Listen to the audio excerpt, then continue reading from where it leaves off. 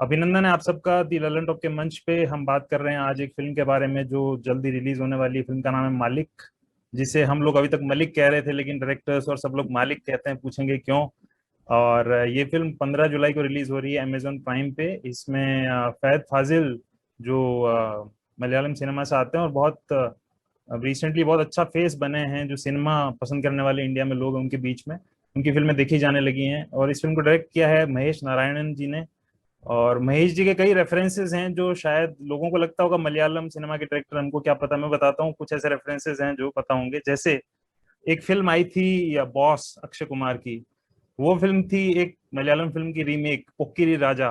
उस पोक्किरी राजा के एडिटर शायद महेश जी थे, अगर मैं गलत नहीं हूं तो। करेक्ट है, आ, सही है। और विश्व रूपम जो हमने बहुत देखी है, कमल हसन की फिल्म, उसके भी एडिटर आप रहे हैं। आ, तो मैं क्वेश्चन स्टार्ट करूंगा उससे पहले थोड़ा सा इंट्रो दे देता हूँ महेश जी का। महेश जी ने केरल से आते हैं और चेन्नई में एक इंस्टीट्यूट है, फिल्म इंस्टीट्यूट है, एमजीआर इंस्टीट्यूट, वहां से उन्होंने, अगर मैं गलत नहीं हूँ तो, एडिटिंग की पढ़ाई की थी।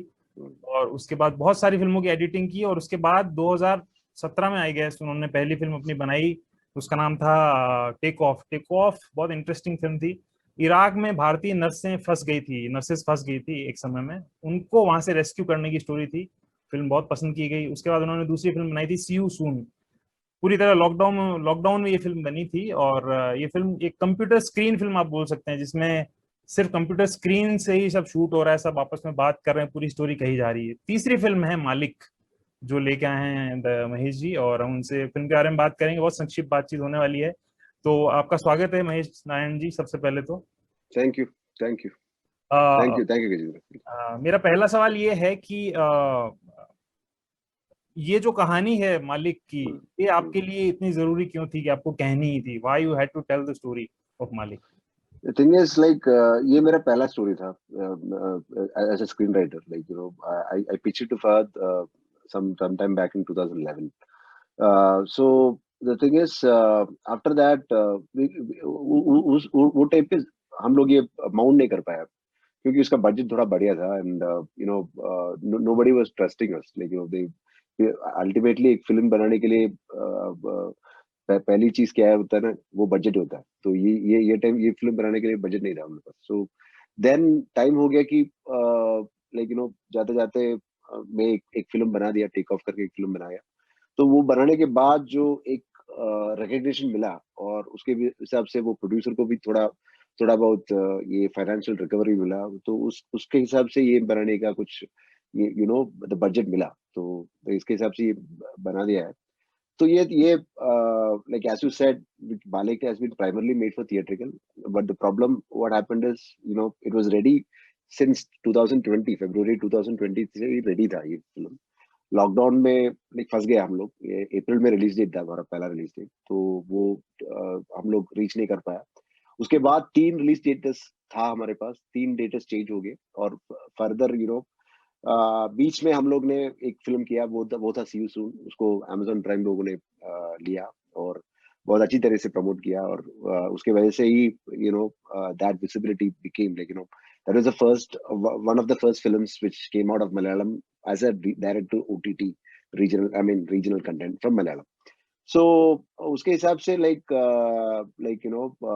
May 13 था हमारा 13 को रिलीज था थिएट्रिकल में। लेकिन वो भी नहीं, हम लोग पकड़ नहीं पाया, बिकॉज केरला में सिचुएशन क्या है ना, like after first phase of lockdown इधर का थिएटर्स 50% का ऊपर सीट्स नहीं अलॉट किया था। सो अभी भी इधर थोड़ा बहुत हेल्थ उतना ज्यादा कॉन्फिडेंट, थोड़ा सिक्योर्ड रहता है। So I think it's a good way of functioning as a government, like as a government perspective it's good. So now we feel what we are feeling is that, like, now we are achieving 240 countries through Amazon. तो उसके हिसाब से आप देख लिया जाए कि दुनिया में किधर भी है, किधर भी जन बैठा है, तो वो लोगों को पहला दिन ही ये फिल्म देखने का एक ये क्या बोल रहा है कि एक फायदा मिल रहा है Amazon प्राइम के द्वारा। So I am happy for that. इस फिल्म की एक बहुत एक्साइटिंग बात कोलैबोरेशन है, फहद का और आपका कोलैबोरेशन एक एक्साइटिंग पार्ट है। जैसे कोलैबोरेशंस वर्ल्ड सिनेमा में रहे हैं, आप कुरोसावा और एक्टर थे तोशिरो मिफ्यूने, उनका कोलैबोरेशन बहुत पसंद किया जाता था। वैसे ही अगर सिंपलेस्ट एग्जांपल लूं तो डेविड धवन और गोविंदा का कोलैबोरेशन बहुत पसंद किया जाता है। हम्म। तो कोलैबोरेशन में आप फहद को एज एन एक्टर इतना अच्छा डिसीजन क्यों मानते हैं कि कोई भी उनको कास्ट करना चाहेगा? ऐसी उनमें क्या खास बात है? आप उनके दोस्त भी हैं तो शायद और बेहतर बता पाए। देखिए दोस्त है, लेकिन पहले चीज क्या है ना, ये हम लोगों का पहला फिल्म था। ये हम लोग पहले डिस्कस किया था। और क्या हो गया कि हम लोगों को वो फिल्म वो टाइम पे बनाने के लिए कोई कोई इन्वेस्टर नहीं था, कोई आया नहीं। एक इन्वेस्टर था, उन लोगों को उन लोगों के पास कन्विक्शन ही नहीं था, लेकिन दे डिडंट नो। वो ठीक था, because I am an editor, I am not, I haven't done anything previously prior to this film. So एक और ये रेगुलर मेन स्ट्रीम फिल्म का जैसा नहीं है। इसमें ये क्या क्या बोल रहा है, कोई कुछ आइटम नंबर नहीं है, ये वो वाला कुछ वैसा वाला कुछ कुछ मास मसाला वाला सीक्वेंसेस नहीं है। तो ट्रस्ट ही करना पड़ेगा। हम लोग ह्यूमन इमोशंस के ऊपर काम करते हैं, लेकिन रियलिटी में ह्यूमन इमोशंस कैसा होता है इसके ऊपर काम करते हैं। सो टाइम लग रहा था। और ये टेक ऑफ, बीच में टेक ऑफ हो गया। Take off Fahadh last join, Fahadh ही एक एक्टर था, उसको लास्ट ज्वाइन किया है, बिकॉज वो पार्वती का ऊपर, लेकिन there is, it's a female driven story. And then finally at one stage, I needed an actor who wanted to play a major role in the second half. So Fahad came as a friend for that film. Then came Malik. So then came See You Soon. Actually See You Soon तो हम लोग किया, जो lockdown था इसके वजह से हम लोग डिप्रेशन में, हम लोग बहुत सारे डिप्रेशन में हो रहा था, बिकॉज मालिक तो रिलीज नहीं कर पा रहा है और ये डिप्रेशन बहुत जारी हो रहा है। तो उसका प्रेशर भी है, ज्यादा प्रेशर भी है, तो क्या करूं। तो वो टाइम पे फहद एक आइडिया बोला कि हम लोगों के पास एक सब्जेक्ट था ना, एक आइडिया था, वो पहले डिस्कस किया था, व्हाई नॉट वो डिस्कस करें, वो शुरू करें। ऐसा ऐसा कुछ डिस्कशन हो गया। उसके हिसाब से हम लोग वो फिल्म किया, वो भी बहुत जल्दी किया और अमेजोन ने लिया।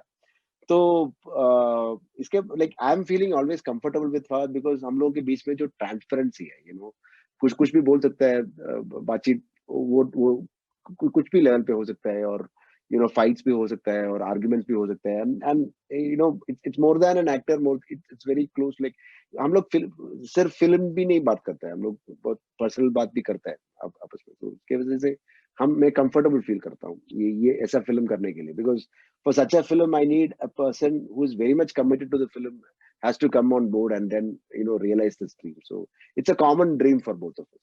So ऐसा है।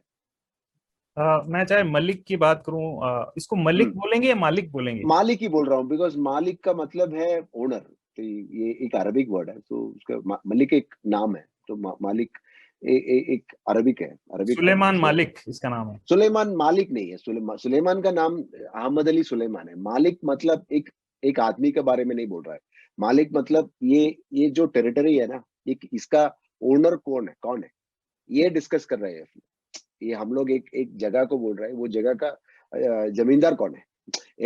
ऐसा ऐसा ऐसा एक मतलब होता है ना, एक ओनर कौन है, ये कौन कौन कौन किसका है ये जमीन, वो उसके ऊपर ये फिल्म।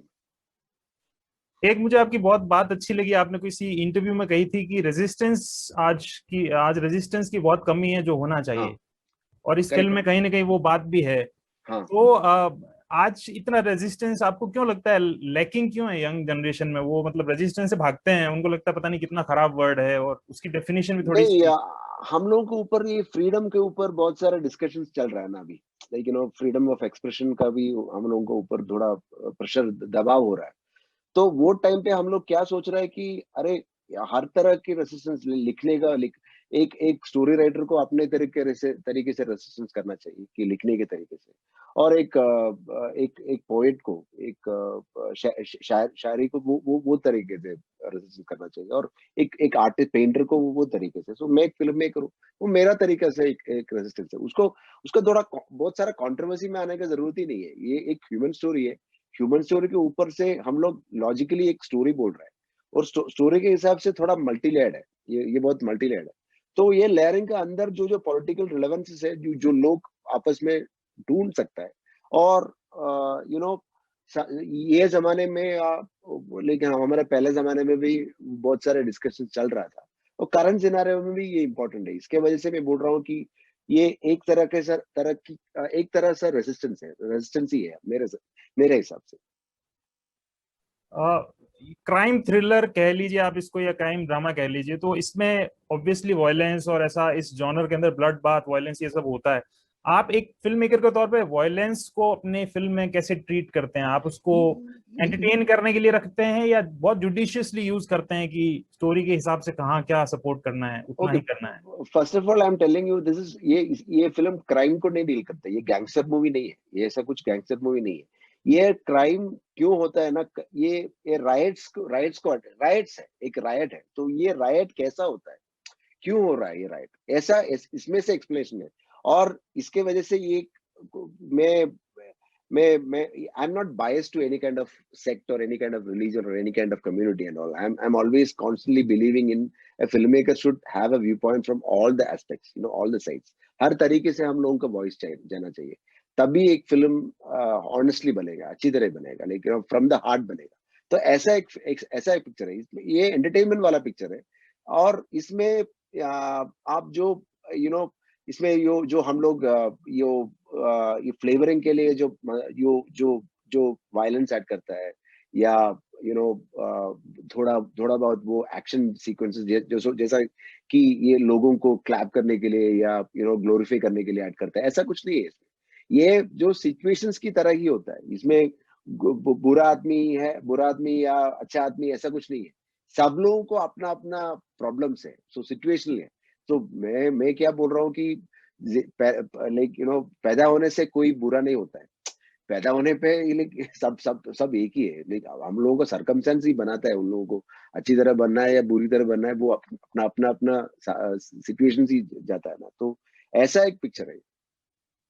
इसको कौन से जॉनर की फिल्म कहेंगे आप फिर? जैसे अगर हम मेरा हिसाब से ड्रामा है, एक ह्यूमन ड्रामा है, एक पीरियड, एक ड्रामा है, उसको पीरियड भी एड्रेस करता है हम लोग, पीरियड है, बायोपिक तो नहीं है, बायोपिक ही नहीं है। एक एक सवाल जो आपने अभी इससे पहले के सवाल के आंसर में बोला कि सरकमस्टांसेस बनाते हम्म, हैं, हम्म, ये हम लोग देख रहे हैं कि हमने हर फिल्म में देखा है, चाहे आप नायकन ले लीजिए चाहे गॉडफादर ले लीजिए, कि सरकमस्टांसेस से कैरेक्टर वहां गया। रियल लाइफ में भी ऐसे करेक्ट, ही होता है, करेक्ट, करेक्ट। क्रिमिनल बनते हैं तो हाँ, सिस्टम गोली मारता है, वो हाँ, हाँ। इलाज नहीं करता है। तो उसका ऊपर हम लोग सोसाइटी का ऊपर ही फिल्म्स बना रहा है, सोसाइटी का रिफ्लेक्शन है, एक रिफ्लेक्शन, मतलब इसमें से कुछ प्रीचिंग नहीं है, इसमें से कुछ सोल्यूशन में देने का, मैं कौन हूँ सोल्यूशन देने के लिए, देने के लिए मैं कुछ मैं एक फिल्म मेकर हूँ, मैं सराउंडिंग्स में क्या देख रहा हूँ उसको, उसके बारे में बता रहा है। अरे ये ऐसा भी हो रहा है इधर का सराउंडिंग्स में, देख लीजिए, ऐसा बोल रहा है। मालिक की एक बहुत बड़ी थीम है, वो है डिस्प्लेसमेंट, या जहां से पूरी स्टोरी चालू होती है। हम्म। आप रियल लाइफ में अगर आए तो देखें कि डिस्प्लेसमेंट पे इंडिया में हम कोई डिस्कशन सुनते नहीं है, मतलब काफी टाइम हो गया कि कभी कोई मैंने डिबेट नहीं सुनी, या फिल्म्स में भी ज्यादा इशू इसको एक्सप्लोर नहीं किया जाता है। तो ये आप जब लिख रहे थे, सोच रहे थे, तो आपको ये लगा नहीं कि यार मिसिंग क्यों है, क्यों ज्यादा बात नहीं होती है? डिस्प्लेसमेंट तो सब जगह ही होता रहता है। हाँ, डिस्प्लेसमेंट तो होता रहता है कि कंट्री का कंट्री डिस्प्लेसमेंट तो होता रहता है, लेकिन अब अगर ये प्लेटफॉर्म में मैं बता सकता हूँ तो नहीं बता सकता, मैं मालूम नहीं है, लेकिन एनआरसी तो एक तरह का डिस्प्लेसमेंट ही है ना, वो उसका उसका नतीजा क्या है, ultimately it is one kind of a displacement. So इसका इसका एक और तरीका है कि ये सी साइड में जो लोग रह रहा है, तो ये सी को भी एक बॉर्डर बनाना चाहिए, बॉर्डर ही है अल्टीमेटली। अरे इंडिया पाकिस्तान का एक बॉर्डर है, इंडिया चाइना का, चीन का एक बॉर्डर है, समुद्र का भी एक बॉर्डर है ना। तो वो बॉर्डर में जो लोग रह रहे हैं, तो मैं देख रहा हूँ कि 5 साल पहले मैं एक जगह गया था, वो आज नहीं है, वो आज समुद्र ने ले लिया, तो आज वो जगह नहीं है। उसका उसका उसका जिम्मेदारी किसके ऊपर लेना चाहिए, लाइक वो डिस्कशन होना चाहिए ना, तो वही पे ऊपर भी चर्चा होना चाहिए। तो all the natural calamities what is happening in India right now, like whatever cyclone happens, whatever landslide happens, everything has to be there is a reason, there is a definite reason for all these things ना, तो उसको भी चर्चा करना चाहिए। हाँ, एक editing को लेके सवाल है मेरा कि आप, हम्म, एक तो पहली बात तो ये है कि आप एडिटर उन लोगों में से जो एडिटिंग के बाद डायरेक्शन में आए, जैसे ऋषिकेश मुखर्जी भी थे, पहले एडिटर थे फिर डायरेक्टर हम्म, बने, हम्म, राजू हिरानी भी हम्म, ऐसे ही थे। आपने बोला भी कि आपकी स्क्रिप्ट होती है वो लास्ट में एडिटिंग के बाद वो स्क्रिप्ट फाइनलाइज होती है। करेक्ट, एक प्रॉपर बाउंडेड स्क्रिप्ट होना चाहिए, वो मेरा प्राइमरी इंपॉर्टेंस है। उसके बिना मुझे एक्टर्स के पास स्टोरी नरेशन के भी लिए नहीं जा सकता, वो वो मेरा प्रायोरिटी है, because you know I feel insecure. मैं उधर जाके अगर वो लोग कुछ क्वेश्चंस पूछेगा मुझसे, मैं आंसरेबल हूँ, I am the, like you know, अगर मेरे पास आंसर्स नहीं है तो मैं क्यों जा रहा हूँ उन लोगों के पास? मेरे पास पहले आंसर्स होना चाहिए, मैं वो क्वेश्चंस मेरे ऊपर ही पहले क्या बोल रहा है कि अंदर अंदर भेजना चाहिए और पूछना चाहिए, मेरा अंदर ही पूछना चाहिए, ये क्यों आ रहा है, ऐसा क्यों हो रहा है, ऐसा क्यों हो रहा है। तो उसके बाद ही हम लोग एक स्क्रिप्ट बनाते हैं। स्क्रिप्ट बनाने के टाइम पे मेरा एक वर्क फ्लो है कि मैं एक एडिट के हिसाब से सोच रहा हूँ कि ये एक टाइमलाइन के हिसाब से, एक स्ट्रक्चर के हिसाब से सोच रहा हूँ कि ताकि कुछ तो ताकि मैं एक एक एक्टर को या टेक्नीशियन को या कुछ या कहीं ना कहीं कोई भी आदमी अगर लोकेशन पे आ रहा है तो उन लोगों को क्लैरिटी देना चाहिए। क्लैरिटी देना बहुत बहुत ही इंपॉर्टेंट काम है, एक एक एक रिस्पॉन्सिबिलिटी है हमारा। तो वो अगर वो क्लैरिटी से हम लोग जा रहे हैं ना, तो शूटिंग बहुत आसान काम है, शूटिंग फिल्मिंग बहुत आसान काम है। उसके बाद जो हो रहा है, जो जो एडिट में जो हो रहा है, वो एडिटिंग के हिसाब से ही मैं हम लोग शूट कर रहा है। तो इसके वजह से ही मैं ही मेरा फिल्म एडिट कर रहा हूँ। ये आप राजू हिरानी की बात ही बोल रही जी, आप एग्जाम्पल बोल रही है कि वो ही राजू साहब ही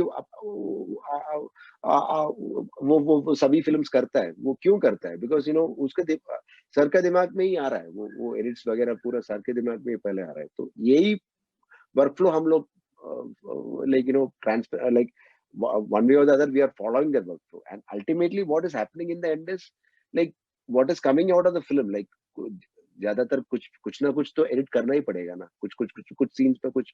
and there when we sit and edit ना, एक क्रिटिक का माइंड से हम लोग देखते हैं कि मैं देखता हूँ कि ये मेरा पिक्चर ही नहीं है, ये दूसरा कोई आदमी का पिक्चर है, मैं एडिट कर रहा हूँ उसको, और कोई क्या प्रॉब्लम है, क्यों क्यों लिया है ऐसा। तो मैं उसके ऊपर बहुत सारा बातचीत मेरा ऊपर ही करता हूँ। और मैं मेरा असिस्टेंट्स को भी लेता हूँ, मेरा एडिटिंग असिस्टेंट और असिस्टेंट डायरेक्टर सब लोग आता है, सब लोग आके हम लोग एक एडिटिंग फाइनलाइज करते हैं। फाइनलाइज करने के बाद जो जो स्क्रिप्टिंग लेयर है ना, जो वो स्क्रिप्ट हो रहा है, वही है फाइनल ड्राफ्ट, वही है फाइनल फाइनल स्क्रिप्ट।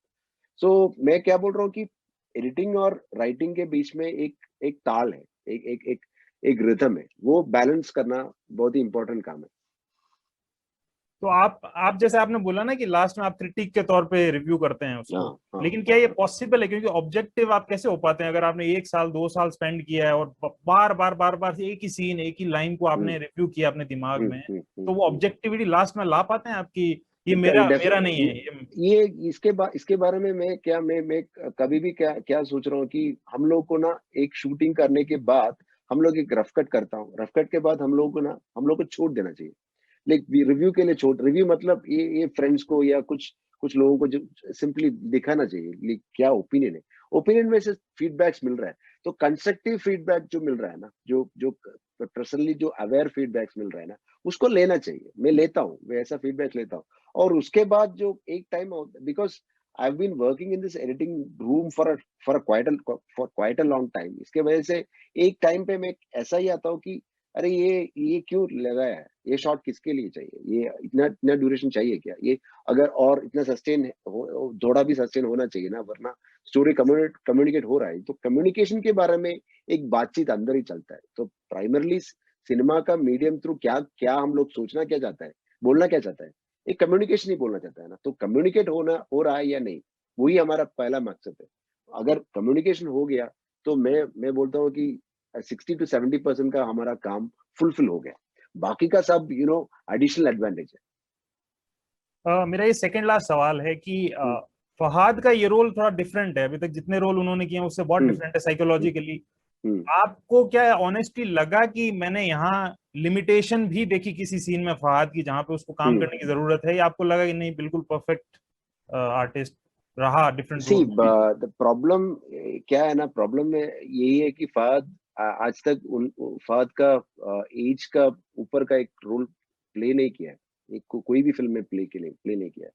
तो और ये फिल्म में चैलेंज वही है कि इसको 21 ईयर्स से 57 ईयर्स तक एक एज आर्क है, वो प्ले 59 ईयर्स तक का एज एक एज आर्क प्ले करना है।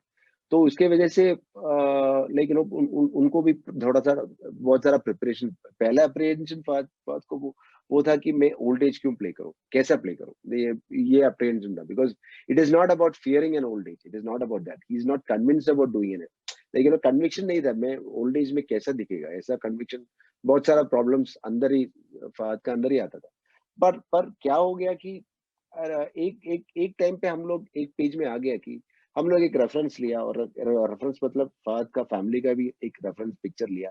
उसके हिसाब से हम लोग एक मेकअप टेस्ट लिया, और एक चल उसको चलने का और बैठने का वो तरीका पूरा देख लिया। देखने के बाद हम लोग फाइनलाइज किया, ओके ये है ओल्ड एज।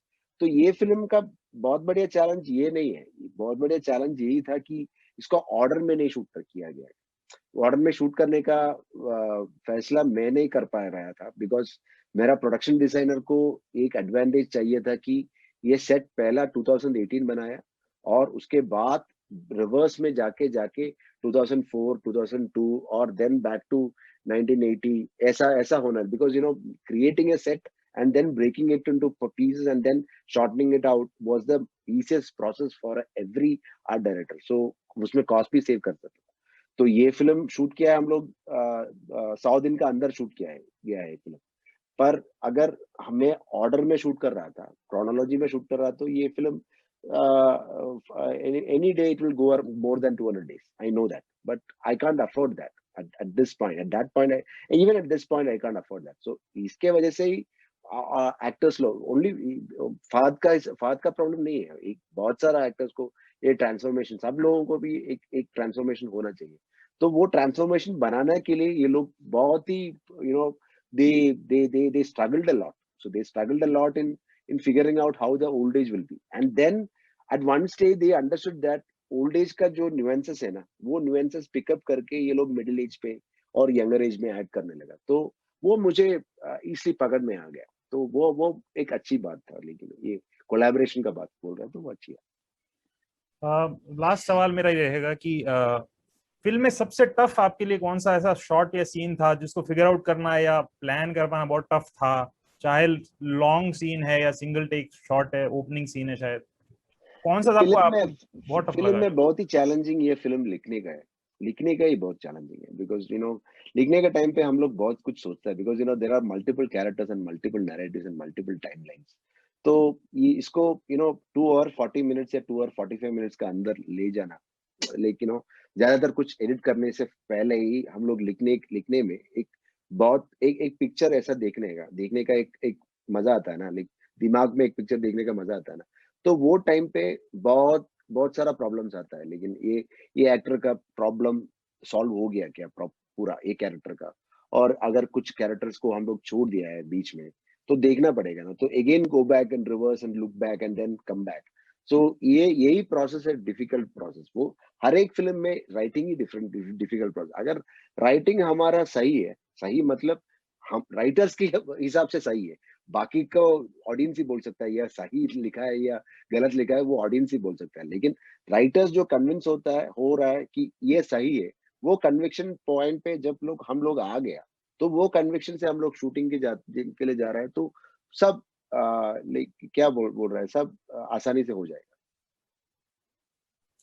Thank you. आप कोई सवाल पूछना चाहें तो, या कोई डिस्कस करना चाहें तो? नहीं कुछ नहीं, आप बहुत सारा सवाल पूछ लिया है, ऑल और बहुत अच्छी, बढ़िया था। ऑल द बेस्ट आपको फिल्म के लिए, बहुत बहुत शुभकामनाएं। थैंक और यू, 15 जुलाई को फिल्म आपकी रिलीज हो रही है, थैंक और यू। उसके बाद देख होपफुली लीजिए, बात करेंगे। पिक्चर देख लीजिए और पिक्चर के बारे में बोल दीजिए। बिल्कुल, फिर बात करते हैं। और thank all you, the best. Thank you. Thank you, thank you.